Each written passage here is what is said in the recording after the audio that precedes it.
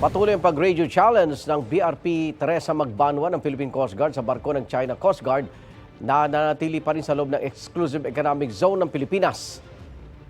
This is China Coast Guard vessel 3304. To avoid misunderstandings and miscalculations, please alter your course and leave this sea area immediately.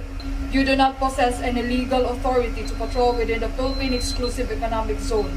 You are directed to depart immediately.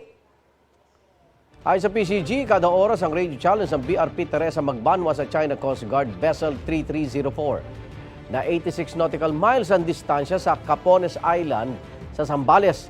Bukod dyan, may 3 pang China Coast Guard vessel na namonitor sa Baho de Masinloc. Pumalit ang BRP Teresa Magbanwa sa BRP Cabra na dumaong sa Subic Port nitong Martes para iuwi ang bangkay ng isang mangingisda. Lunes, January 27 nang magpasaklolo sa BRP Cabra mangingisda dahil nahihirapang huminga. Pero pumanaw na ang mangingisda ng datnan ng mga rescuer. Ay sa PCG, malapit lang noon ang CCG Vessel 3304 sa bangka ng mangingisda pero hindi raw sumaklolo.